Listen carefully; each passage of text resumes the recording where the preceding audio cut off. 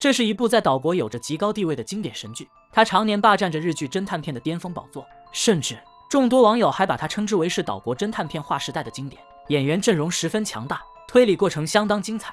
如果你是一个真正的推理迷，那么这部剧你可千万不能错过。好了，影片开始。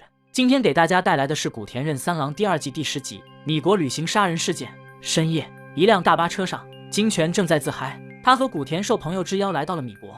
由于太过吵闹，古田直接剪断了金泉的耳机线。随后两人因为无聊，决定上前搭讪隔壁后排的一位美女。金泉自告奋勇，打算第一个上，不料被美女当成了大巴痴汉。古田假装过来解围，赶走金泉后，坐在了美女旁边。经过聊天得知，美女名叫保奈美，是一个日本人，12年前来到米国就没有再回去过。保奈美一听是老乡，便和他们熟络起来，聊起了家乡的变化。随后到达服务区，金泉下车买了2杯咖啡。回到车上后，看着古田和保奈美正在开心地玩着填字游戏，金泉也想加入，不料被古田一把掀开，咖啡洒在了旁边小胖的裙子上。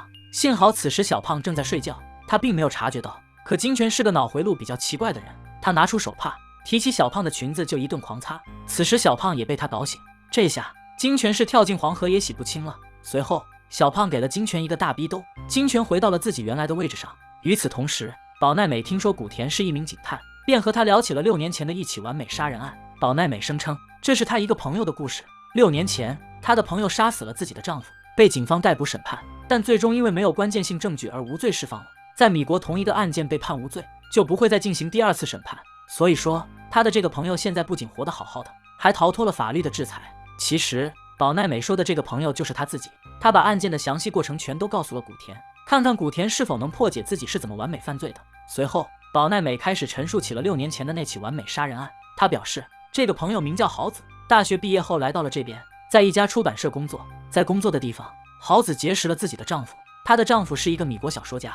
2人结婚后住在了一个名叫蒙特雷的偏远乡下。6年前，豪子在自己家中通过下毒杀死了她的丈夫。当时家里一共有4人。古田为了捋清案件和人物，决定用扑克牌来还原当时的情况。K 代表的是豪子的丈夫， Q 代表豪子，G 代表的是佣人。案发当晚，豪子还邀请了他的朋友来家里做客。古田用小鬼牌代表了他的这个朋友。当时豪子和他的朋友在客厅里喝茶聊天，她的丈夫在2楼书房工作，佣人则在厨房里做着烤牛肉。当天晚上，豪子和朋友一直聊天的话题都是关于豪子丈夫的，因为她的朋友是丈夫的粉丝。2人聊起了小说后面丈夫的照片。朋友说，照片上你的丈夫看起来真的很高大帅气。豪子苦笑着回应说，其实那是假的，她的丈夫非常矮，比她都还要矮上1截。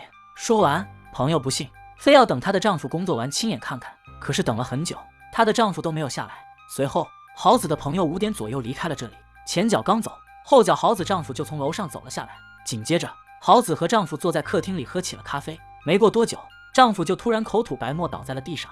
就这样，豪子的丈夫突发中毒身亡，凶手就是豪子。然而他到底是怎么作案的呢？妻子制造完美犯罪下毒杀死了自己的丈夫。最后古田通过一个热狗破解了凶手的作案手法，丈夫被送到医院抢救无效死亡。经解剖发现，死者的胃中含有杀虫剂毒药成分。听完保奈美所说的这些，古田锁定了最大嫌疑人豪子。随后保奈美又接着说起，因为死者是吃了豪子拿出来的日式点心后才有的中毒症状，法医经过调查后也证实，毒药成分很有可能被放在了日式点心的馅料里，并且警方还调查到了豪子的杀人动机。在她丈夫最后一部还没有写完的作品中，记录着一个外遇事件，此事由真人真事改编，写的正是豪子丈夫和一个寡妇2人长达10年之久的地下恋情故事。警方认为是豪子看到了这个故事后一怒之下杀死了她的丈夫，有杀人动机，也有着充足的作案时间。为什么最后豪子还是被判了无罪呢？保奈美继续说道，豪子无罪释放的原因有2点。第一，豪子并没有杀人动机，因为豪子丈夫的最后一部作品还没有写完，原稿一直被她放在书房的保险柜里。在她的新书发布之前，她没有给任何人看过她的作品，包括豪子。所以说豪子没有杀人动机。第二，那个日式点心没有毒，豪子的朋友为他做了证。原来案发当晚，豪子的朋友并没有离开，他出门后一直躲在院子里，想看一下自己的偶像是否真的如豪子所说是一个矮冬瓜。的确，他看到了豪子将日式点心拿给丈夫，但是丈夫也分了一大块给豪子吃，2人吃了同一个食物。然而令人不解的是，豪子却没有中毒，点心是丈夫自己分的，吃哪一块也由他自己决定。为豪子辩护的律师抓住了这一点，他表示，如果这个毒是豪子下在里面的话，那么豪子吃下点心就会有非常大的几率会被自己毒死。正常情况下，凶手不可能这样做。最后警方也拿不出什么关键性证据，豪子就被无罪释放了。正聊着，突然金泉又凑了过来，两人争抢着扑克牌，忽然肩手一滑，其中一张又掉在了小胖的裙子上。金泉刚想去拿，不料牌又落了下去。接着金泉伸手下去到处摸索，此时小胖刚好醒来，用脚锁住了他的咸猪手。这金泉也太倒霉了，随后他又被暴打了一顿。转眼间车子到达了下一个休息区，金泉到店里买了一个热狗。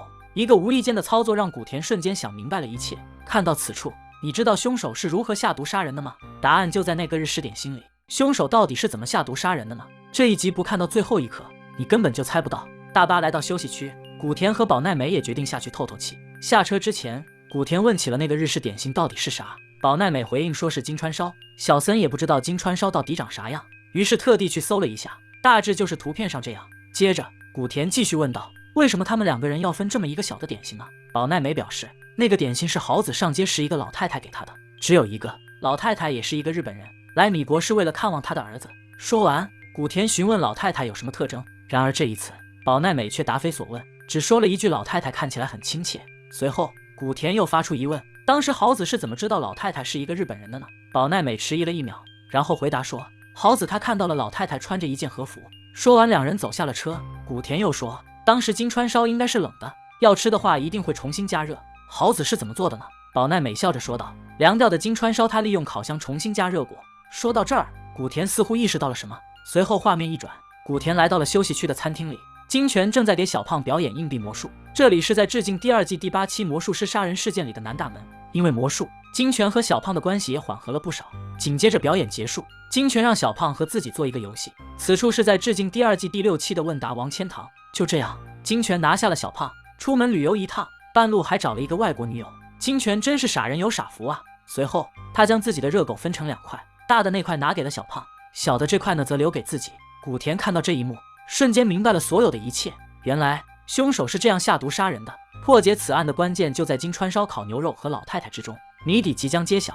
回到大巴车上，金泉和他的新女友已经熟睡。古田对着宝奈美说道，你撒谎了，其实那个送你金川烧的日本老太太根本就不存在，因为当时问你老太太的特征，你只回答了看起来很亲切。随后问你是怎么知道老太太她是一个日本人的时候，你回答说她穿着和服。在米国的车站，穿着和服就是一个非常明显的特征，你为什么第一时间不回答她穿着和服，而是说她看起来很亲切呢？做了错事的人都会下意识的去隐瞒真相，然后等部分事实被发现，他们又编造新的谎言来弥补上一个谎言。所以说老太太根本就不存在，她是你胡乱编造出来的。然而你为什么要编造这个日本老太太呢？原因就在那个有毒的日式点心金川烧里。金川烧真的存在吗？还记得宝奈美曾经说过，豪子用烤箱将金川烧重新加热过，可是佣人一直在厨房里做着烤牛肉，豪子他是怎么用烤箱加热的呢？说完，宝奈美转头表示他应该用的是烤面包机。古田又发出了疑问，金川烧这么厚，面包机根本就放不进去啊！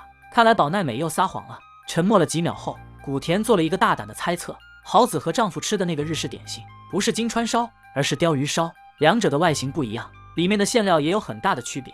金川烧是圆的，没有前后之分，而鲷鱼烧有前后之分。吃过它的人都知道，鲷鱼烧的头部馅料多，尾部馅料少。在当时的大环境下，人们倡导女士优先，所以丈夫在吃鲷鱼烧的时候，一定会把馅料多的头部让给妻子。豪子也借了这一点，在鲷鱼烧的尾部下了毒。真相就是这样，非常巧妙的作案手法。如果不是金泉，古田也想不到凶手是这样下毒的。制作金川烧和鲷鱼烧的原料都差不多，因此死者把有毒的鲷鱼烧尾部吃到胃里，成分都一样。所以说没人知道死者吃的点心是什么，你胡乱编造误导了警方，最终警方也查不到什么关键性证据，只好将你无罪释放。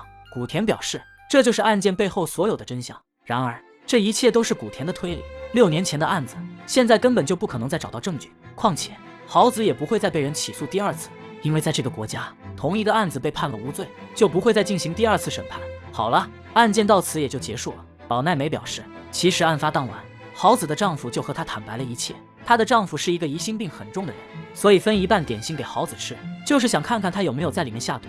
可让人没想到的是，豪子早就知道丈夫会这样做，于是利用了这一点，让丈夫自己选择吃下了有毒的尾部。